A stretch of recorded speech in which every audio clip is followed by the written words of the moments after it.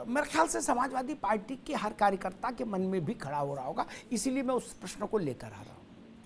आजम खान को जेल से निकले हुए 7-8-10 दिन हो ही गए होंगे, मैं काउंट नहीं किया, रफ आइडिया दे रहा हूँ। जब निजी विमान से चलने की हैसियत है आपकी भी, आपसे मतलब अखिलेश जी की भी और आजम खान की भी, ऐसा तो नहीं कि कोई सिटी बस का टिकट लेना है लाइन में लग के। गाड़ियां भी बहुत अच्छी अच्छी हैं सबके पास, और नहीं तो अपना ही विमान ले लेंगे, उसी से चले जाएंगे, कहीं जाना होगा 30-40 मिनट में पहुंच जाओ, चाहे रामपुर पहुंचना हो और चाहे रामपुर से लखनऊ, ठीक। उतनी हैसियत तो सबकी है, माल पानी की तो समस्या है नहीं कि रेलवे में फार्म भरना, रिजर्वेशन नहीं मिला। 10-12 दिन हो गए, जमाने भर को इंटरव्यू दे दिए चचा, हैं कितना दुखी, कैसा कैसा डायलॉग बोला है उन्होंने कि कब्र में रहा समझ लीजिए 2.5 साल। क्या अल्लाह पाक की रहमत है कि जिंदा आ गया। क्या ना मुलायम सिंह और अखिलेश यादव उनसे मिले और ना वो मुलायम सिंह और अखिलेश यादव से मिले। इस बात को पार्टी के कार्यकर्ता नहीं पचा पा रहे तो बाकी कैसे पचाएंगे? अभिषेक वाजपेयी, ये बताओ रामपुर में। नहीं अमिताभ जी, आप जो कह रहे हैं बिल्कुल ठीक बात है। तो हर किसी का अपना सोचने का नजरिया। देखिए, आजम खान जी का एक अलग स्टाइल है वो, और ऐसा कहीं भी नहीं है। देखिए, आपने खुले मन से सभी लोगों ने पूछा कि आप क्या आदरणीय अखिलेश जी से नाराज है, तो उन्होंने कहा कि देखिए नाराज नहीं है। देखिए, कहीं ना कहीं जब वो उनका बहुत बड़ा योगदान है समाजवादी पार्टी में, उसको कोई मना नहीं कर सकता है। नहीं, मैं बताऊं भैया, उनने क्या कहा? आजम खान ने कहा, मैं उन्हीं की कोशिश करता हूँ उनके अल्फाज भी एज इट इज थोड़ा रिप्रोड्यूस कर पाऊँ, क्योंकि मुझे उनका बोलने का अंदाज भी ऐसा लगता है कि मैं मुगल आजम देख रहा हूँ पुराने ज़माने की। क्या बोलते हैं भाई? उन्होंने कहा कि जनाब, नाराज़ होने के लिए कोई आधार चाहिए, मैं तो खुद निराधार हूँ, मेरे ही कोई आधार नहीं बचा, मैं कैसे नाराज होऊंगा? अब इसका 36 दफा पोस्टमार्टम करके देख लो, अर्थ एक ही निकल रहा है। एक, उनसे पूछा गया कि मुलायम सिंह जी का फोन आया, पूछने वाले को देखा, एक पॉज लिया, बोले भाई हो सकता है मुलायम सिंह जी के पास मेरा टेलीफोन नंबर ना हो। पत्रकार ने कहा ऐसा कैसे हो सकता? तो बोले फिर हो सकता है वो नेताजी बड़े नेता हैं, मेरी जिससे कार्यकर्ता से मिलने का समय ना मिला हो। अब आप कह रहे हो इसको भी मान लो कि आजम खान ने जमजम का पानी हाथ में लेके कह दिया कि हम जिंदा रहेंगे मरेंगे समाजवादी पार्टी में। ऐसा नहीं यार, ऐसा कोई मान लेगा? उनके डायलॉग हम लोग भी देख ही रहे हैं इतने वर्षों से, तो उनका थोड़ा बहुत अर्थ तो जानते ही है कि वो कब कौन सी गुगली फेंक रहे। गलत तो नहीं क्या भैया? नहीं अमिताभ जी, आप बिल्कुल ठीक बात कह रहे हैं। देखिए, उनका नाराजगी जाहिर करने का तरीका बिल्कुल सबसे डिफरेंट है, बिल्कुल इसमें कोई दो राय नहीं। देखिए, कहीं ना कहीं चीजें हो सकती हैं कि उनको ऐसा लगता हो, लेकिन हम कानूनी दांव पेच से ऊपर जाकर के कुछ नहीं कर सकते। जब आपको ध्यान होगा, आदरणीय अखिलेश यादव जी बहुत पहले गए थे तो मीडिया ने कैसे हल्ला मचाया था, और यही भारतीय जनता पार्टी के लोग कहते थे कि जाकर के फिर भारतीय जनता पार्टी भी आ गए। कमाल है अभिषेक जी, भारतीय जनता पार्टी से क्या लेना देना यार? अभिषेक जी अपनी बात क्या करियो, उत्तर प्रदेश में इसीलिए आपकी दुर्गति हो गई है।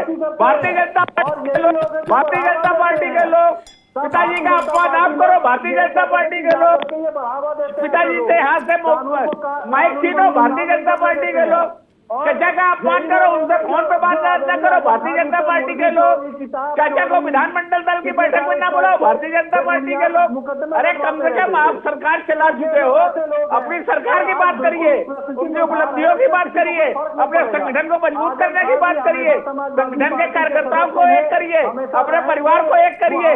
कहाँ भारतीय जनता पार्टी की बात कर रहे हो? हम लोग दोबारा सरकार बना चुके हैं, आप अपना कितना भी कोशिश कर ले, 12 से लेकर 17 तक आप लोग सरकार चलाइए, कैसी चलाइए पूरा उत्तर प्रदेश से देखा है, किस तरीके से विकास किया पूरा उत्तर प्रदेश से देखा है। आप परिवार अरे समाजवादी पार्टी राम मनोहर लोहिया जिंदा होते तो वो खुद ही सलमान खाली होते समाजवादी पार्टी देख करके।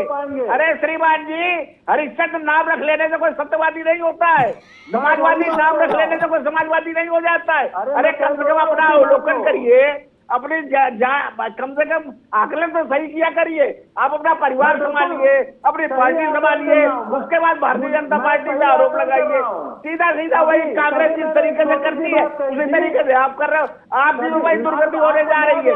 2024 में 4 सीटें आपको नहीं मिलेगी। इस तरीके की आप लोग हरकतें करते हो। उत्तर प्रदेश में 4 सीटें नहीं मिलेगी भाई। आपको उत्तर प्रदेश की जनता ने विपक्ष में बैठने के लिए चुना है। सदन में क्या कर रहा है पूरा उत्तर प्रदेश देख रहा है। कम से कम विपक्ष की भूमिका तो सही ढंग से निभाइए भाई। अरे अभिषेक जी आप ठीक, एक मिनट रुकिए, एक मिनट रुकिए, दोनों मित्र रुकिए, दोनों मित्र रुकिए, एक मिनट अभिषेक बाबू, ठीक, अरे एक मिनट, अरे भाई रुको, राघवेंद्र जी रुकिए, एक मिनट रुको, अभिषेक रुको। एक मैं अभिषेक के पीछे का बैकड्रॉप देख रहा हूँ, उसमें लोहिया जी का चित्र है, अखिलेश जी का है और नेताजी का है। मैं कहूंगा लोहिया जी का चित्र थोड़ा बड़ा करिए।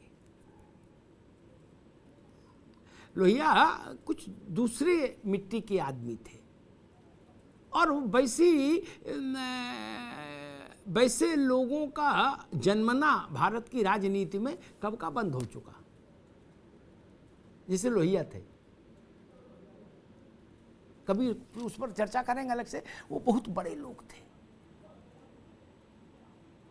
तो उनका चित्र भी थोड़ा बड़ा होना चाहिए। बाकी सब 19-20 हो, आपस में बराबरी की हो। वो लोग बहुत ही बड़े लोग थे, चाहे जयप्रकाश हो, चाहे गांधी जी हो, चाहे लोहिया हो, चाहे दीनदयाल जी हो, बड़े लोग थे। नावेद शिको 10-12 दिन जो भी हुए जेल से छूटे हुए आजम खान को, उसमें ना तो पिता पुत्रों ने कोई प्रयास किया कि उनसे मिले और ना आजम खान ने कोई प्रयास किया, बल्कि दोनों तरफ से कोशिश हुई कि आमने सामने आई कांटेक्ट ना हो जाए। इसका क्या अर्थ निकालना है? अगर उसी घर में रहना है तो ऐसी गलती आजम साहब भी क्यों करेंगे? और अगर आजम साहब के चेहरे को ही का फोटो इस्तेमाल करना है तो ऐसी गलती फिर मुलायम सिंह और अखिलेश यादव भी क्यों करेंगे? जी सर, मुलायम सिंह जी बहुत उम्र दराज हैं और बीमार भी हैं, लेकिन मुलायम सिंह जी को अखिलेश जी ने इधर जनता के बीच ले गए, खूब विजिट करवाई, खूब दौरे करवाए इधर 1 महीने के अंदर, और चुनाव प्रचार में उनको लाया गया, उन्होंने स्पीचेस दी। यानी ये साबित कर दिया अखिलेश यादव जी ने कि वो चल सकते हैं, वो कहीं जा सकते हैं, वो मुलाकात कर सकते हैं। और आजम खान साहब ने साफ तौर से ये तो नहीं कहा, लेकिन अप्रत्यक्ष रूप से कहा मेरी नाराजगी मुलायम सिंह से ज्यादा है। उनकी बातों से ये साफ झलकता है कि मुलायम सिंह उनके ज्यादा करीबी रहे हैं, उनका ज्यादा साथ रहा है। उसके बाद भी एक फोन तक नहीं किया।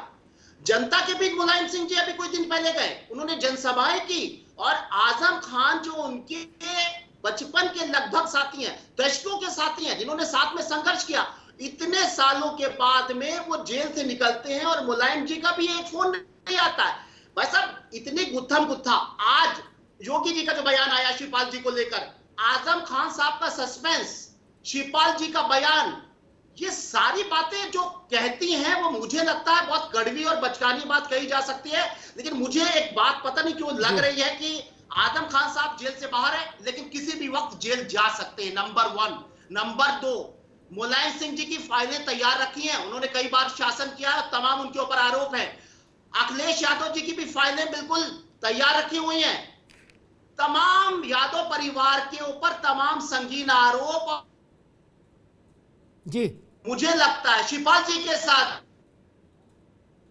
भी सबके साथ में जी है सारी एजेंसियों की, उनके खिलाफ इसने दस्तावेज रखे। मुझे ये लगने लगा है कि ये सब आपस में लड़ने का असाइनमेंट पूरा कर रहे हैं।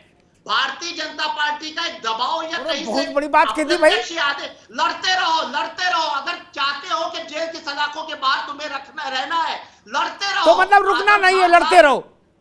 मैं समझ गया, एक सिनेमा आया था, अभिषेक वाजपेयी के पास चलूंगा। अभिषेक वाजपेयी, बहुत बड़ी बात नावेद शिको ने कही, उसमें एक लाइन जोड़ता है। एक सिनेमा आया था कि तब तक नाचती रहो बसंती, रुकना नहीं, रुकोगी तो हम गोली मार देंगे। नहीं, वो कह रहे हैं असाइनमेंट दिया गया सबको कि लड़ते रहो, पैर थमे और अंदर गए। अभिषेक वाजपेयी, नहीं, देखिए आदरणीय नावेद जी की बात तो नावेद जी ही जाने। देखिए मैं तो कहता हूं कि अगर सबूत है तो आप सामने पेश कीजिए, और आप कंगन को आपसी क्या, पढ़े लिखे को फांसी क्या, आप सबूत है पेश कीजिए। जनता तो जानना चाहती है, जनता जानना चाहती है कि आपकी किसकी बातों में कितनी सच्चाई है। राघवेंद्र जी, आपका भी मसला है। लेकिन नावेद आप शिको ने इस बहुत तरीके बड़ी से बात कही। निराधार उन्होंने बातें कहा मत कीजिए। लगता नहीं, है नहीं, बीजेपी ने असाइनमेंट दिया है कि नाचती रहो, तुम्हारे पांव रुकेंगे, नहीं, देखिए, इसकी जान जाएगी बच्चे की। अमिताभ जी बहुत जी। गंभीर बात नावेद जी ने कही है। हमें जी। लग रहा है बिना साक्ष्यों को इनको इतनी गंभीर बातें नहीं कहनी चाहिए। इन्होंने बहुत गंभीर बात कही हुई है। अगर इनके पास इस प्रकार के साक्ष्य हैं तो साक्ष्य प्रस्तुत करिए। बिना साक्ष्य कैसे ये इस प्रकार की आरोप लगा देते हैं सरकार के ऊपर? इस प्रकार की बातें करना ये हल्कापन लगता है नावेद जी। कम से कम आप जैसे राजनीतिक विशेषज्ञों के लिए ये शोभा नहीं देता है। जी, अच्छा, मतलब ऐसा अभी नहीं है ना, ऐसा करे। नहीं नहीं नहीं, ये असंभव चीज है। इस प्रकार की बातें ठीक, करना ही ठीक, गलत है, हमें लगता ठीक है। है, ठीक है। अभी मैं इसको बाइंड अप भी कर रहा हूँ। फिर मैं जब अभी अंतिम बात कहूँगा तो वो मैं बताऊँगा कि बहुत कोई बचकानी बात नहीं है। राजनीति में ऐसे प्रयोग बहुत सरल है और हमेशा से होते आए। हम इसको बताएंगे, दो चार उदाहरण रख के। अनीता मिश्रा जी, अब जो बात नावेद शिको ने कही, मैंने सिनेमा का सीक्वेंस भी बता दिया कि तेरे पैर रुकेंगे, बालक की जान जाएगी। नहीं था एक वो सिनेमा है, नाचते रहो, जिसे वो चौकीदार कहते जागते रहो, वैसे यहाँ हो गया नाचते रहो, लड़ते रहो। बिल्कुल बिल्कुल सटीक मुहावरा है। हाथ जी। कंगन को आरसी किया, पढ़े लिखे को फारसी किया। जी, मैं भी इसी को प्रयोग करूंगी, क्योंकि अगर इस तरह का डर होता, इस तरह का अगर कोई डर होता तो बहुत मजबूती से माननीय शिवपाल सिंह यादव जी लड़ रहे थे सपा के से अलग।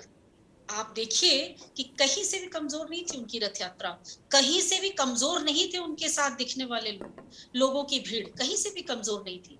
अगर इस तरह का डर होता तो इतनी मजबूती से लड़ते लड़ते अचानक वो सपा के रथ पे क्यों सवार हो जाते? तब उनको भाजपा का डर नहीं था कि जी। हम सपा के साथ जाकर सपा को मजबूत करेंगे तो भाजपा हमारे खिलाफ कुछ कर देगी। देखिए, ये सब अपने अपने सोच और अपने अपने कहने की बातें हैं।